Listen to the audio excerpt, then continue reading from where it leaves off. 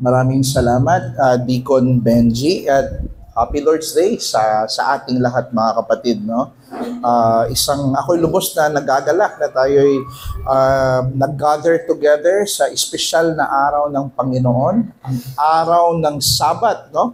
This is the day na sinet apart niya para i-bless niya ang kanyang bayan, and it is also a set-apart day para sambahin natin siya.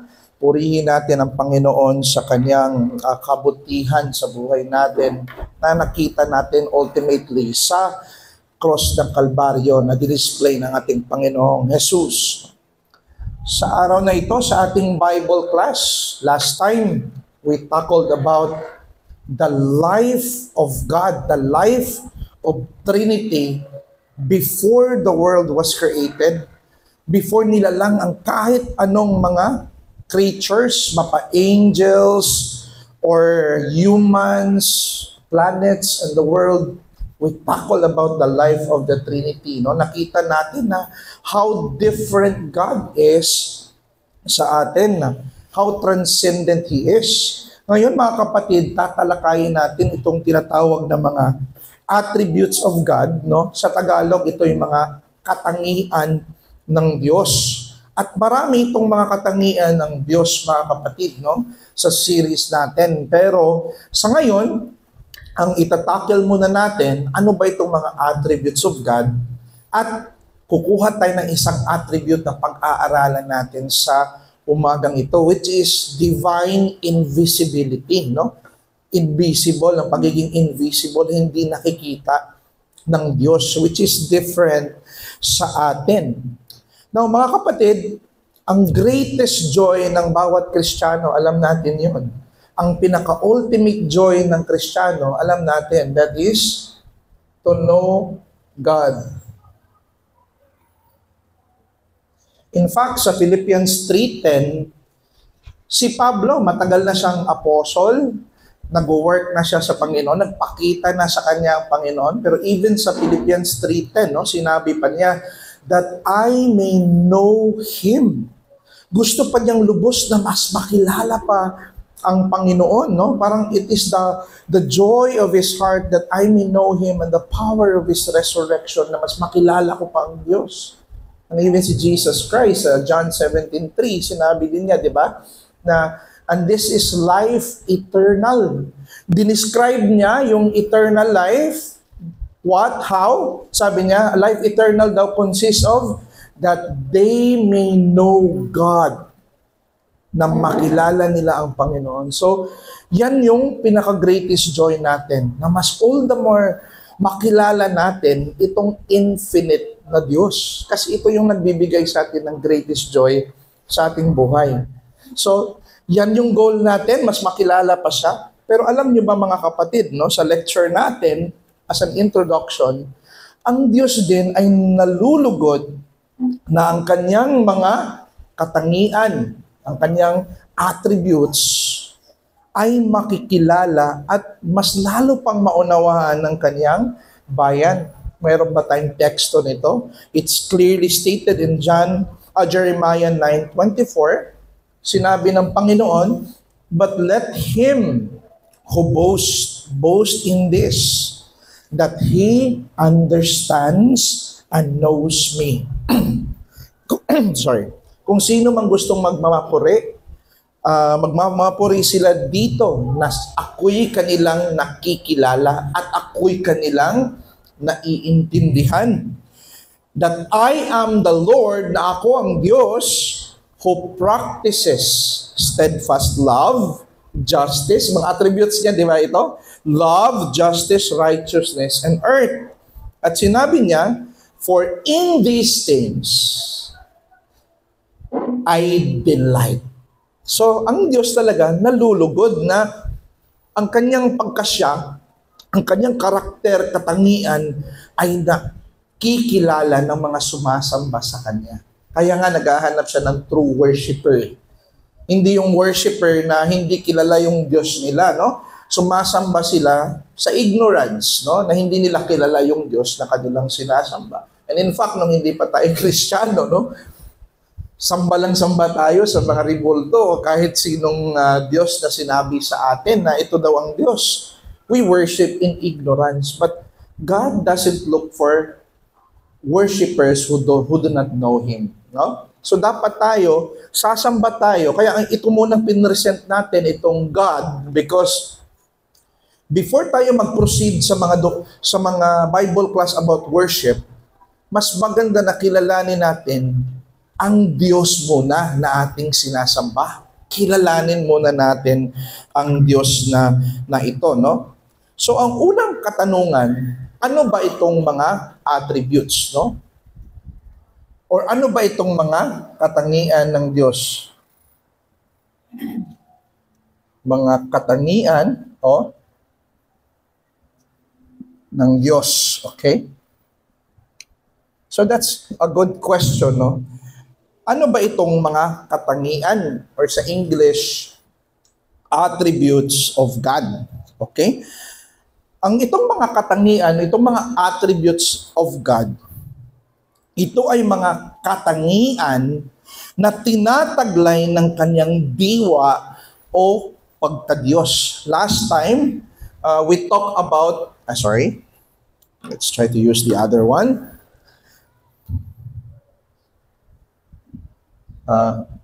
Parang walang it's okay. Di ba last time, diniscuss natin yung essence, yung diwa ng Diyos, no? Ang diwa, itong essence ni God, it supplies the character of God. It answers the question, what, no? Ano ang Diyos, no?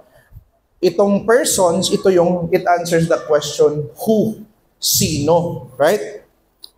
Now, itong mga attributes of God, it describes the essence. Dinidescribe niya itong diwa ng Diyos, no? Ito yung mga katangian na tinataglay ng kanyang diwa o pagka-Diyos na ipinahayag niya sa kanyang mga nilalang. Now, halimbawa, bawat isa sa atin ay may natatanging katangian. Bawat isa sa atin may mga attributes. Posible ang isa matalino, right? Or intelligent. Ang isang katangian naman is kagandahan, no? Meron ding iba malikhain, creative. So these things are mga tinatawag nating mga katangian. Meron ding iba ang pagiging mabait, being good, being kind. So these are attributes. And sometimes itong mga katangian natin, we display this character para mas maipakita natin kung ano at sino tayo, no? I-display natin kung sino tayo, yung mga katangian natin para so that they can understand who we are, what we are as a person. And sometimes it requires time, a relationship for us to know each other.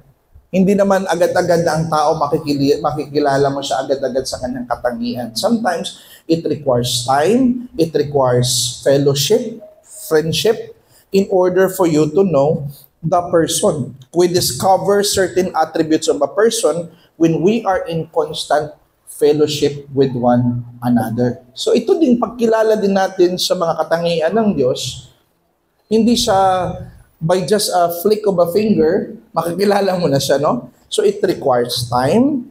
Titingnan natin sa Biblia how He displays His character. Titingnan natin siya papakinggan natin yung mga preaching kung sino ang Diyos. And all the more, mas lalo natin siyang makilala. Kaya every time na may magpipreach, ang lagi kong tinitingnan always pag nakikinig ako, ano yung character na dinidisplay ng Panginoon? Ano yung katangian na ipinapakita doon sa preaching? Doon, napakita doon ng love ng Panginoon. Praise God. Ganun pala siya ka-loving, di ba? So, ganun yun mga kapatid, no? In the same way, ganun din sa Diyos, kailangan natin ng constant na pag-aaral, pag-meditate upang mas lalo natin siyang makilala. Kaya meron tayong mga Bible study, private devotion, even kami mga preachers, no? Kung kita mo yung mga shelf namin, punong-puno yan ng mga libro, mga systematic theology, kasi kailangan namin mag-aral. Mas all the more kailangan namin maintindihan ano itong mga karakter ng Diyos para maituro namin siya ng maayos sa kongregasyon, mga kapatid. Now, ang point dito, ang paglalahad ng mga katangian ng Diyos sa Biblia ay gusto niyang ipakilala ang kanyang sarili upang ating makita kung sino tayo, makita natin ang ating kahinaan, at maintindihan kung sino siya ang kaibahan ng Diyos sa atin. Kung hindi natin kilala ang Diyos, may tendency na mapagmataas tayo. Kasi we think na I'm better than this person. Mas matalino ako dito, mas gwapo ako dito, mas greater ako dito, mas mabait ako dito sa taong ito. Pero nung kinumpara mo na yung sarili mo sa Diyos, pag nakita mo na siya, naku, ang liit ko lang pala. Ang taas-taas ng tingin ko sa sarili ko, pero nung ipinakita na lang Diyos ang kanyang sarili, doon natin nare-realize how small we are, yet we are so arrogant. Diba? So by displaying who God is, makikita natin na kung gaano tayo kahina, kung gaano tayo kaliit. No? We're just a speck of dust. Imagine mo yung creation niya, ang daming mga planetang nilikha niya, mga galaxies, mga kapatid. No? Kung in totality, in sum, no? Ganito ka lang kaliit. Sobrang liit mo lang sa universo. So wala tayong, upon knowing who He is, it makes us humble. And by knowing who He is, we will see how infinitely higher He is than we are. No? So we descend to know ourselves and ascend to know Him better. So, ganun yung purpose ng attributes. Now, ngayon, ano ang kaugnayan, ano ang relationship ng mga katangian ng Diyos? Di ba? Meron siyang mercy, meron siyang love, meron siyang eternity, di ba? Iba't ibang mga katangian ng Diyos. So, ang katangian ng Diyos, hindi ito naiiba o nahihiwalay sa kanyang diwa. Maganda siya. Wala nang pero that's fine. So, itong mga katangian ng Diyos, parang hindi ito accessories, no? Na pwedeng tanggalin, okay? Pwedeng tanggalin, pwede ding isuot. Okay? Hindi ganoon, mga kapatid. Kasi tayo, parang ganun yung mga katangian natin eh. Sometimes loving tayo, pero sometimes ihuhubad ko yung pagiging loving ko. Magagalit ako ngayon at puro hatred ang puso ko. Nawawala eh. Sometimes nandyan, sometimes hindi. Pero iba ito sa ating diwa. Yun yung kaibahan natin sa Diyos. Para lang siyang aspeto ng ating buhay na kinakabit sa ating pagkatao. Sometimes loving, sometimes hindi, no? Pero good kung naging part na talaga ng personality mo ang pag-ibig. Pero ang Diyos, mga kapatid, hindi naiiba o nahihiwalay sa kanyang pagka-Diyos, sa kanyang diwa. Hindi ito parang palamuti o accessories na nakakabit sa kanyang diwa. Ang love ng Diyos ay siya mismo, mga kapatid, no? Kaya sabi ni Jeremiah Burroughs sa kanyang exposition sa Hosea 11 hanggang 13, sabi niya, "Whatsoever you can say of God is God. The wisdom of God is God Himself." Napansin niyo yun? The mercy of God, itong awa ng Diyos, no, is God Himself. The justice of God is God Himself. So all the attributes. So lahat ng katangian ng Diyos, hindi ito hiwalay o something na nakakabit sa Kanya. It is who He is, no? Kaya sinasabi, God is love. Kasi ang love ng Diyos, siya yan mismo, no? Kaya hindi pwedeng hindi siya magmahal. Okay? Hindi pwedeng hindi siya mag-judge din. Kaya hindi niya pwede makompromise yung mga attributes niya. How about ang Diyos magsisinungaling? Hindi, kasi truth siya eh.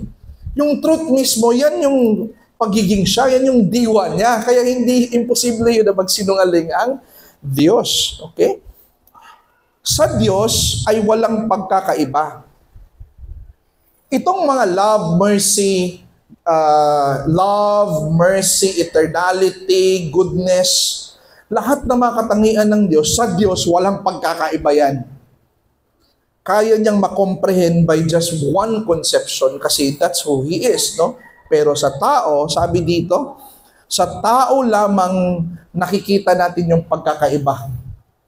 Pinresenta lang siya ng Diyos na parang may pagkakaiba kasi di natin kayang i-conceive ang infinite being ng Diyos, no? Sa tao lamang dahil ang ating pag-unawa ay may hangganan at limitado. Hindi pwede sa isang bagsak, no, na i-show ng Diyos kung sino siya entirely. Hindi kaya ng tao yan, mga kapatid. Kaya pinaunti-unti. Di ba may mga text sa Bible na ang pinapakita niya muna yung kanyang justice, judgment, para makita natin that's the justice of God. Nung nakita natin yung death ni Kristo, that's the mercy of God, di ba? That's the love of God. Para siyang hati-hati na dumadating sa atin kasi finite tayo na being, hindi natin makonceive. But in God, they are all one. Yun yung pagkakaiba, mga kapatid. So, may dalawang kategorya itong attributes or katangian ng Diyos. Okay? Ang mga katangian ng Diyos ay maaaring hatiin sa dalawang uri. Ano itong dalawang uri ng katangian ng Diyos, no? Or kategorya? Una, may mga katangian na tinatawag communicable or communicable attributes. Meron ding mga attributes na incommunicable, meaning hindi pwedeng ma-communicate. So, itong communicable attributes are attributes that God communicates or share to us. Kagaya ng goodness ng Diyos, di ba? He's good. Pero alam natin na meron din tayong goodness ang tao, di ba? If you're kind to one another, that's goodness. So, yung goodness mo, derivative yan.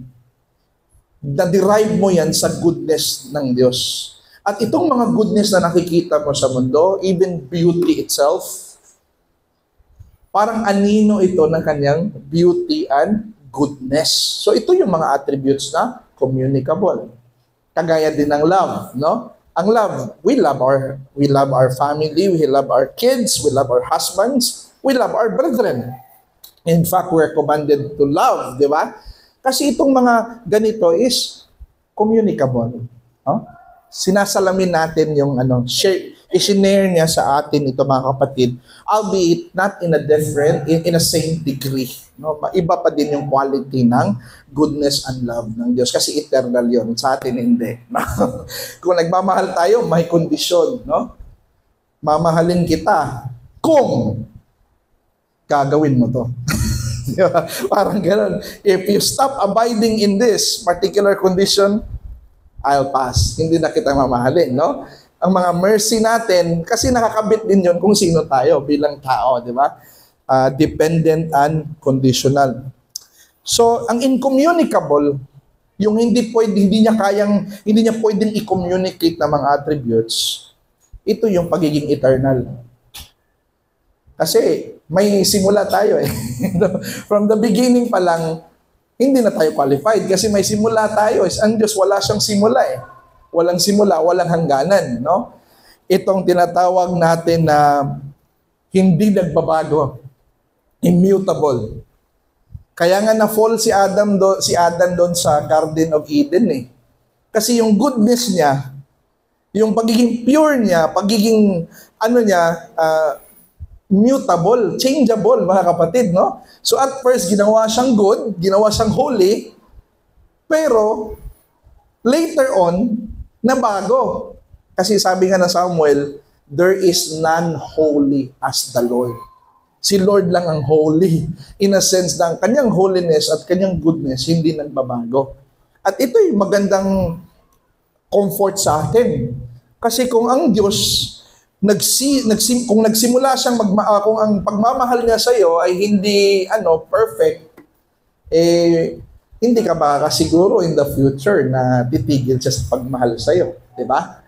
The mere fact na ang kanyang love is from without beginning and without end, from eternity, that's your comfort.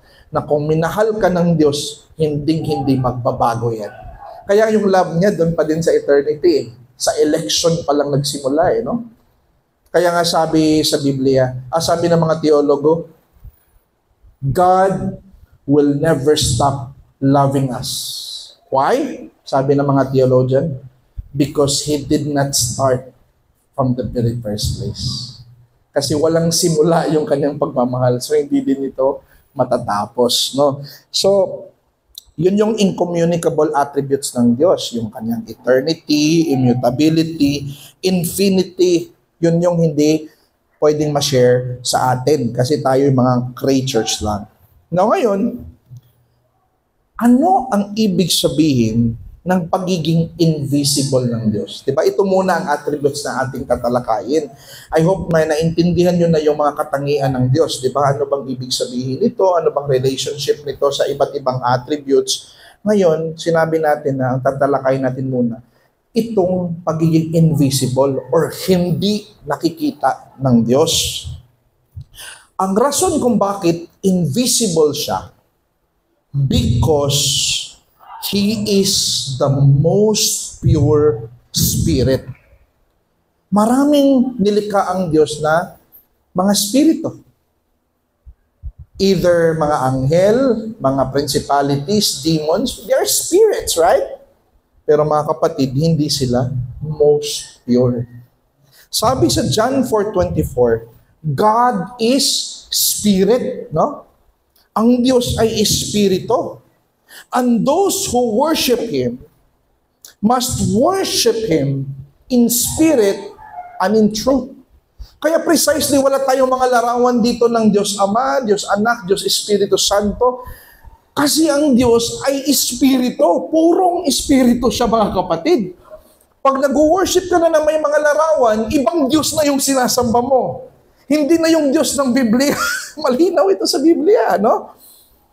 At itong confession natin, itong 1689 London Baptist Confession of Faith, nilinaw nito na ang general na paniniwala ng mga particular Baptist, yung mga Reformed Baptist sa kasaysayan, mga kapatid, na nag-craft sila together, nag-convene sila, nilinaw nila dito sa 1689 London Confession of Faith, Chapter 2, God, a most pure spirit, invisible, without body, parts, or passion. So tatlo ito mga kapatid. Una, pag sinabi natin most pure spirit, invisible siya.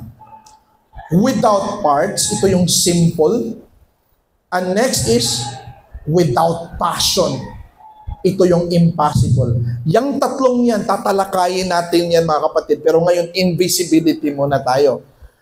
Explain natin bakit walang parts ang Diyos, walang body, walang parts ang Diyos, no? But that's gonna be in the future, sa after nito mga kapatid. So the difference between the spirituality of God and the spirituality of man, tayo may spirito din, di ba? May soul and spirit. Pag namatay tayo mga kapatid, yung spirit and soul natin pupunta doon sa intermediate state, doon sa langit. Mamubuhay tayo doon na espiritu. Pero still, ang pagiging espiritu natin ay hindi katulad sa pagiging espiritu ng Diyos, mga kapatid. His spirituality alone is most pure. Our spirituality is created. Nilalang yung pagiging spiritual natin sa Kanya, mga kapatid. Original, archetypal, wala siyang, hindi siya nilikha. It has been an eternal spirit, mga kapatid. So kakaiba itong Diyos na sinasamba natin, mga kapatid, no? Yun yung una, di ba? Bakit siya invisible? Because He is most pure spirit. Pangalawa, bakit siya invisible? Ang rason dyan, mga kapatid, He dwells in the unapproachable light, which is His infinite glory. Kumbaga mga kapatid, ang Diyos, nabubuhay siya sa isang realm na parang tinatawag siyang hindi malapitang liwanag. Okay? Kasi yung liwanag na yon na nag-saturate sa Diyos, mga kapatid, yun yung the infinite brightness of His glory na hindi kayang i-penetrate ng tao, no? There was one time nung bata pa ako, mga kapatid, no? Maliit pa lang ako. Tumitingin ako sa araw. Titingnan ko yung araw, makikita ko talaga yung sun. Pinilit ko yung sarili ko, no? Hirap na hirap ako. Ilang araw din akong parang, parang may liwanag pa yung mata ko. At saan ako tumingin, no? Siguro ang sun, sometimes kaya natin i-penetrate, mga kapatid. In a limited degree, no? Pero ang Diyos, mga kapatid, hindi mo kayang i-penetrate yung infinite glory niya. That's why in that sense, He is invisible. Kasi walang taong makabreak sa chasm ng infinite beauty and glory ng Diyos. Mananatili tayo na creature on this level. Kaya sabi ng mga teologo, finity non capax infinity. Ang finite daw na tao, hindi siya capable to penetrate the infinite. No? So, napaka-amazing nitong doktrina. Walang nilalang ang makakapenetrate sa walang hanggang kaninglingan ng kalulwalhatian ng Diyos. So, malinaw ito. Even si Pablo sa 1 Timothy 6:16, who alone, ang Diyos lang daw, has immortality, who dwells in unapproachable light. Siya lang ang natitira doon. Walang taong makapunta doon, mga kapatid, no? Makapenetrate. So, medyo kakaiba ito, mga kapatid. Ngayon, sabi ni John Owen, nilinaw niya, ano bang ibig sabihin nitong hindi siya nakikita? Ano ba to? Para ba siyang may cloak? Na kinloak na yung sarili niya, na di siya makita ng mga tao? Sabi niya, He is not seen, not because He cannot be seen, but because we cannot bear the sight of Him. Hindi natin kayang, kumbaga kung sa araw, parang gaganon tayo kasi hindi natin kayang ma-bear ang liwanag, no? So parang ganon ang Diyos daw. We cannot bear the sight of Him. The light of God in whom is no darkness forbids all access to Him by any creature whatsoever. We who cannot behold the sun in glory are too weak to bear the beams of infinite brightness. Kung sabi pa ni John Owen, kung hirap ka nga sa sun, i-penetrate mo yung sun sa iyong paningin, how much more ng infinite glory. Kaya pansin niyo, mga kapatid, sa Old Testament, every time na may day of worship sa tabernacle, pagbababa na ang Diyos sa kanyang bright Shekinah, sabi niya kay Moses, I will go in the thick cloud. Isang makapal na ulap. Bakit? Kasi yung makapal na ulap, yan yung nag-veil. Kumbaga, pinrotektahan tayo na hindi yung full glory niya ang papasok sa atin at mamatay yung mga nasa templo, mga kapatid, no? So, kaya may mga makapal na ulap na nagpo-protect sa mga priest, no? Mga kapatid. Kasi ang Shekinah niya, no? Pwede tayong mamatay ang kahit mga chief high priest pa doon, no? So, ngayon, ang punto dito, God's invisibility is the absolute object of true worship. Kaya dito, mga kapatid, hindi tayo mawo-worry kung wala namang mga dekorasyon itong church na ito. Walang mga kahit picture man lang ng Diyos, Trinity, walang mga painting, parang lang normal lang na na four corners. Pero mga kapatid, ang object ng worship natin kahit ganito, ang Diyos na hindi nakikita. At sabi dito, kaya sa benediction, ang pagiging invisible nga ng Diyos, nilakip ito ni Pablo. Sabi niya dito sa 1 Timothy 1:17, to the King of the ages, immortal, invisible. Kita niyo yung ina-address niya na Diyos? Hindi larawan. Invisible, the only God, be honor and glory forever and ever. Amen. In John 4:23, ito yung connection sa worship natin, no? But the hour is coming. Sinabihan ni Jesus yung Samaritan woman dito. Kasi sabi ng Samaritan woman, dito kami sa mountain namin magsasamba. Kumbaga mayroon silang geographical location kung saan nila sasambahin ang Panginoon. Pero sabi niya, when the true worshipers will worship the Father, how? In spirit and in truth. So kung true worshipers ka, dapat ang wino-worship natin, hindi yung mga larawan na ginawa ng tao. Dapat invisible God. Kasi kung may sinasamba na tayong mga larawan, hindi na talaga Diyos, no? Ang sinasamba natin. Pero here's the good thing. Ang mga taong sumasamba sa invisible God, ito yung hinahanap ng Ama, no? For the Father is seeking for such people to worship Him. And praise God, mga kapatid, no? Sa Kanyang biyaya, tayo yung mga tao na sumasamba sa Kanya sa espiritu at katotohanan, no? Ngayon, ang kuman, anong kuman dito, mga kapatid, no? Sabi sa Deuteronomy 4:15 through 16, therefore, ano yung sabi ni Moises sa mga Israelita na nandun sa wilderness?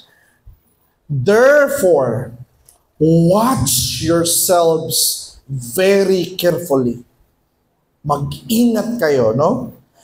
Since you saw no form, wala kayong nakita na form on the day that the Lord spoke to you at Horeb out of the midst of the fire, beware, sabi niya, lest you act corruptly by making a carved image for yourselves in the form of any figure. Parang sinabi ni Moises, take note, wala kayong nakitang form nung nakipag-usap ang Diyos doon sa Horeb at maging doon sa burning bush. Lest malalagay sa isip nyo na gagawa kayo ng imahe niya. No? Huwag kayong gumawa. Kaya sinadya niya yun na hindi niya pinakita yung buong essence niya para wala kayong gagawing idolatry. Yet, ginawa pa din nila, di ba? So, an Acts 17:29, being then God's offspring, we ought not to think that the divine being is like gold or silver or stone, di ba? Yung, kita mo yung mga rebulto, mga kapatid, no? May mga gold, may mga silver, lahat ng klase ng diamante, no? Parang inilalagay na doon sa mga kapa pa lang, di ba? Mahal na nung kapa ng no? So, we are being warned by the scripture, mga kapatid, no? That we ought not to think. Hindi natin dapat isipin na ganito ang Diyos daw, no? An image formed by the art and imagination of man. Imagine mo kung ang Diyos na sinasamba mo, produkto ng imahinasyon ng isang fallen creature. Creature pang nag-imagine, according pa sa kanyang fallen nature, ini-imagine niya, no? Kaya God abhors that kasi it insults His invisible character.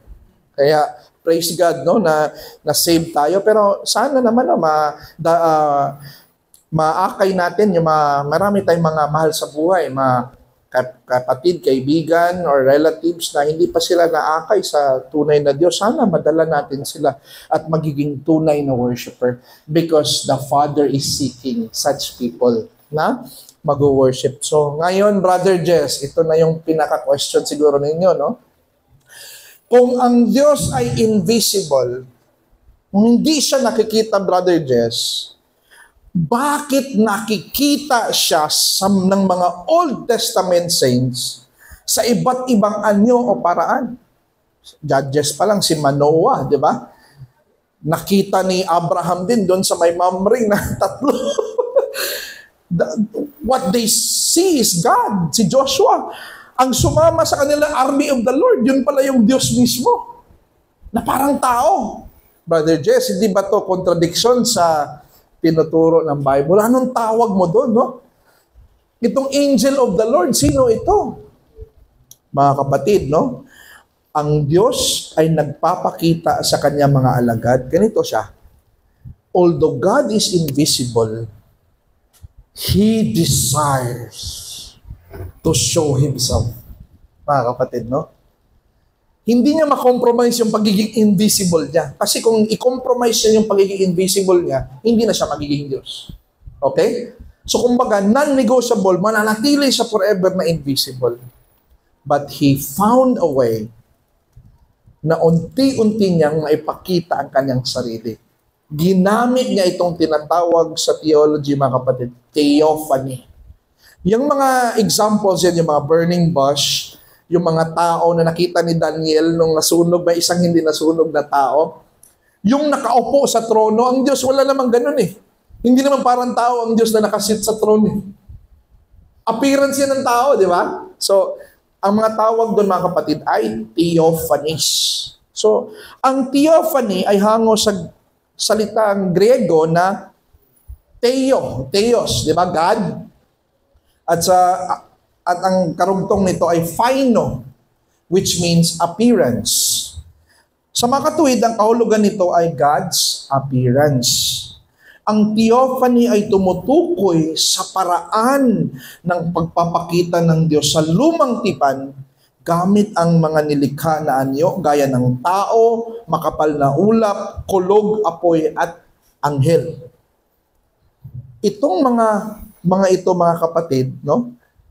Appearance to ng Diyos.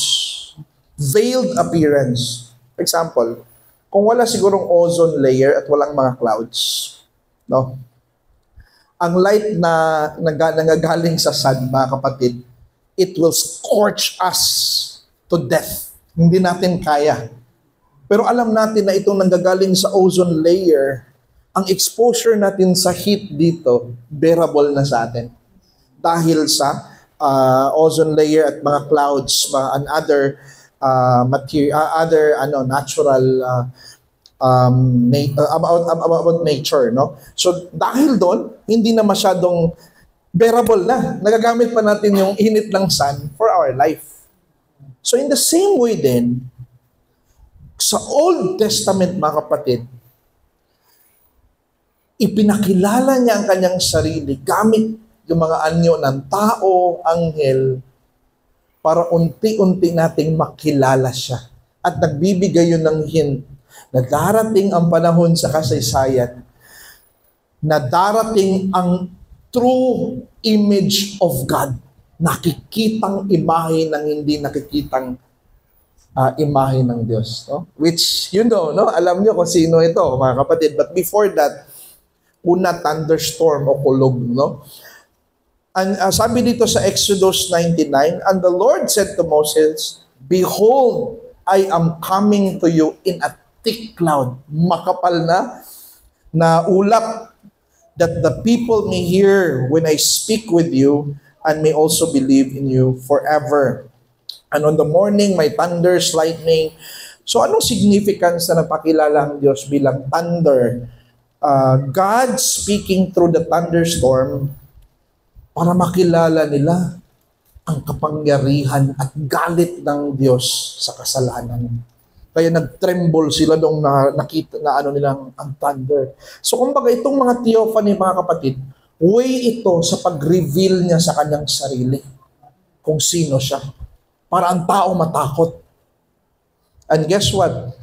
Itong judgment na to, di ba? Nakikita natin itong thunder, itong clouds, itong lightning about sa judgment. This foreshadows the judgment of God against sin. At nakita natin to sa cross ni Kristo. Right? Doon sa Matthew 27:45, now from the 6th hour there was darkness over all the land, and the 9th hour, and behold, the curtain of the temple was torn in two from the top of the bottom. The earth shook and the rocks were split. Diba? Meron din mga lightning, meron din mga natural calamity. Kasi ang kasalanan was punished in the person of Christ. Yung buong galit ng Ama sa kasalanan, ibinuhos niya sa kanyang anak. Kaya ang tunay na nagpatay kay Kristo, hindi ang mga Romans. It was His Father executing His justice. And no wonder, no? Nagtataka tayo kay Abraham.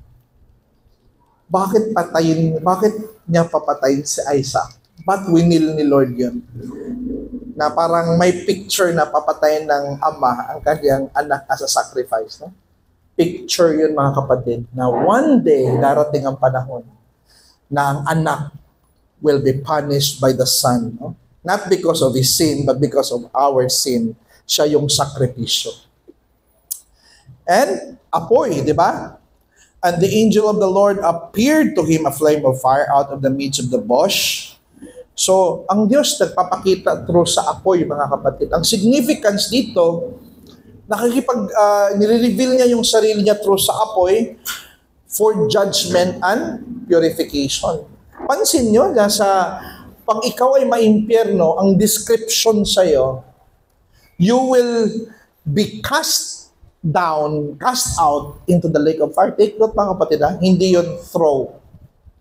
Cast out, implication of anger yan, no?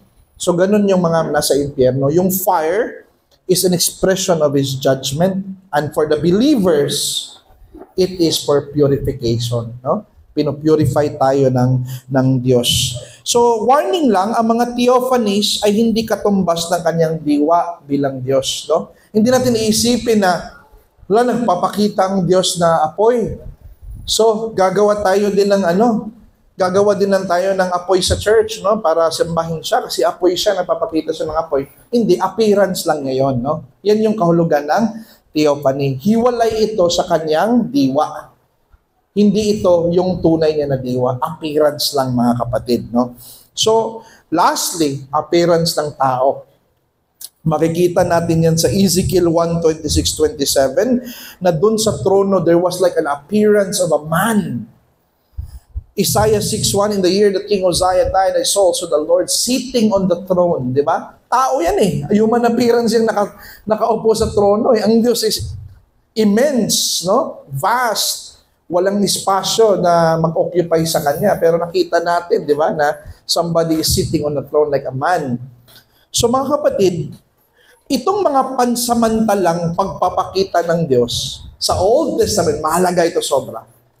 Itong mga theophanies, di ba temporary lang to? Hindi naman yun forever, no?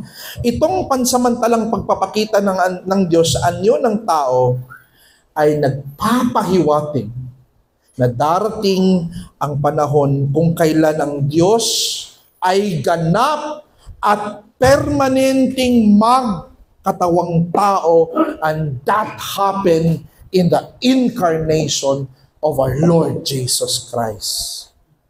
And siguro mga Old Testament people, ito pala yung point ng theophany. Kaya pala may nagpapahiwatig siya sa mga ganitong anyo. Hint pala ito natin na darating ang panahon na siya talaga ay magkatawang tao. Kaya tinawag siya na Emmanuel, ang Diyos kasama natin. God with us. Kaya ang sabi ng Colossians, sino si Kristo? Colossians 1:15, He is the image of the invisible God. Invisible God, mga kapatid, no? Kumbaga, kung longing man sa buong creatures, ano kaya ang hitsura ng Diyos? Kay Kristo, pinakita niya yung tunay na imahe, mga kapatid. This is the image of the invisible God. At sabi, no one, sabi John 1:18, has ever seen God, only God who is in the Father's side. The Son, no? He has made Him known. Kaya ang Diyos ay mananatiling invisible. Conclusion, magpakailanman, no? Ngunit niloob niya na ipakita sa atin ang kanyang sarili sa persona ng ating Panginoong Hesukristo. At makikita natin sa wakas ang tunay na wangis ng Diyos kay Kristo Jesus sa kaluwalhatian. Hindi na natin nakita si Christ ngayon, no? Kasi patay, wala na siya, nandun na siya sa langit, right? Pero pag tayo'y namatay na, pagdating ng end ng glory, mga kapatid, makikita mo ang tunay na itsura ng invisible God doon sa kaluwalhatian, at yan ang magbibigay sa iyo ng kasiyahan na infinite. Makita mo finally, no? Have you longed for that, no? Mga kapatid? Kaya, hindi natin ina-advise na ang mga bata, mga kabataan natin, mga anak natin, bibigyan natin ng mga Bible book stories na may hitsura ni Kristo kasi hindi po yan ang hitsura ni Kristo. Huwag po tayong mag-spoil sa hitsura ng Jesus na hindi naman totoo. Let our child exercise faith than sight. Kasi hindi yan ang tunay na object. Baka yan na yung sambahin niya. Akala niya, yun na yung tunay na Kristo. Contradiction yon sa commandment ng Panginoon, no? Na huwag gumawa ng mga images. Alright? Hayaan natin na ang ating faith magiging sight at doon tayo mas all the more ma-excite, no? At the end. So maraming salamat mga kapatid, no?